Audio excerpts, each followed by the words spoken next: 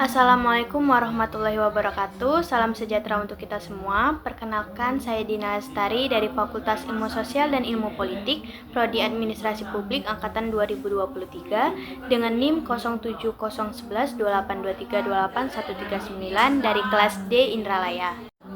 Baiklah, di sini saya akan membahas tentang sejarah hukum perburuhan di Indonesia.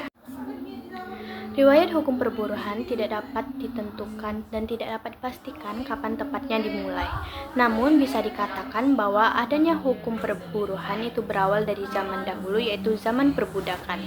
Ketika orang yang memiliki budak itu menyuruh budaknya untuk bekerja untuk kepentingan dirinya sendiri. Meskipun secara sosial para budak adalah manusia, namun secara hukum mereka dianggap sebagai barang milik pemiliknya. Pemilik budak memiliki kendali penuh atas budaknya, termasuk aspek kehidupan sosial, ekonomi, bahkan menentukan hidup dan mati dari budaknya tersebut.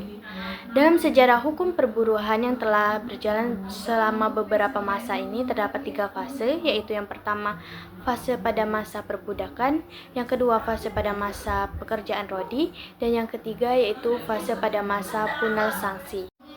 Yang pertama yaitu masa perbudakan, di mana pada masa perbudakan ini para budak yang bekerja di bawah perintah pemilik tidak memiliki hak apapun, bahkan hak atas hidupnya itu sendiri. Tugas mereka hanyalah bekerja, mengikuti semua perintah dan aturan dari pemiliknya yang memiliki seluruh hak atas mereka. Pemilik dapat meminta pekerjaan, memberi perintah, dan mengatur kehidupan para budak tanpa kewajiban untuk menjaga kesejahteraan mereka, karena hukum saat itu tidak memberikan perlindungan bagi budak tersebut. Peraturan pada tahun 1925 tentang budak dan perdagangan budak yang berusaha meringankan para nasib budak dengan menetapkan bahwa siapa yang dianggap sebagai budak, melarang penambahan jumlah budak selain dari kelahiran, larangan perdagangan budak dari luar negeri, mengupayakan agar keluarga budak tetap bersama, memberi kemungkinan kebebasan budak dalam situasi tertentu, memastikan pemilik memberi makanan, pakaian, dan perlindungan dasar bagi budak, dan mengancam hukuman bagi pemilik yang menganiaya budak itu.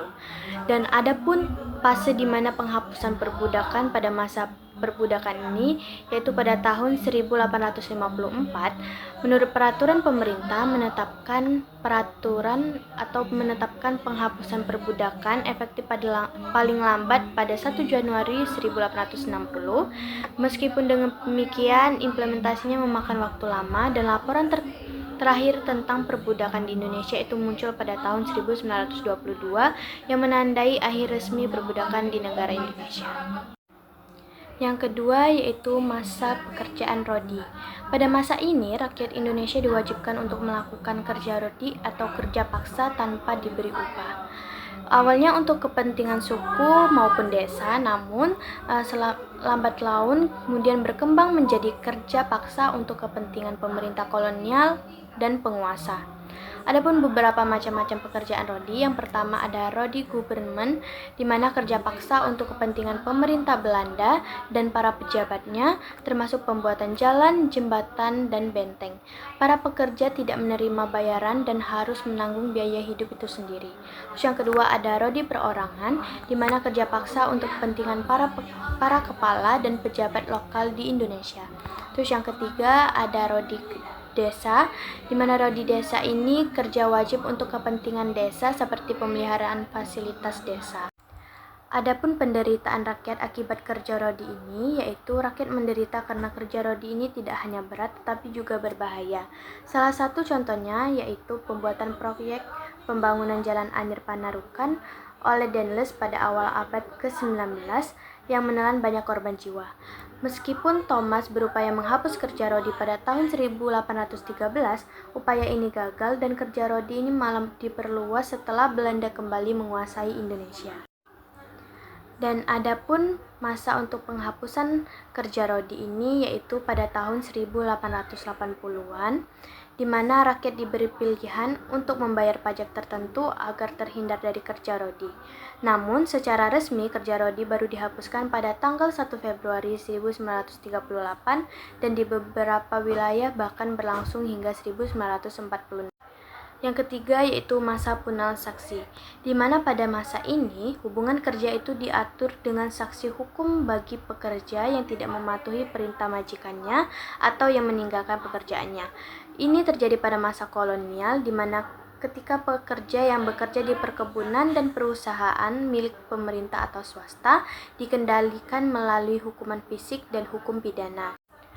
Adapun masa penghapusan punal saksi, di mana setelah adanya kesadaran internasional tentang hak-hak pekerja dan tekanan dari organisasi perburuan internasional, sanksi saksi yang keras ini mulai dihapus.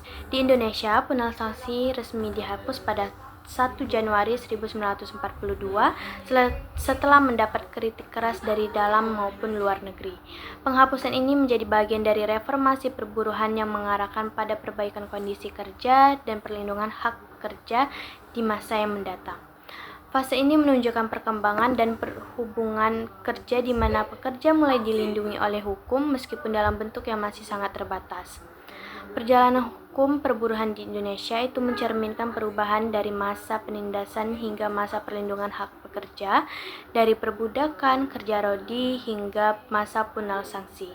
Semua menunjukkan ketidakadilan terhadap pekerja di masa kolonial, namun penghapusan saksi keras ini menjadi awal kesadaran dan pengakuan akan hak-hak pekerja yang kemudian menjadi dasar hukum ketenagakerjaan modern di Indonesia. Baik, itu saja materi yang dapat saya sampaikan. Terima kasih. Wassalamualaikum warahmatullahi wabarakatuh.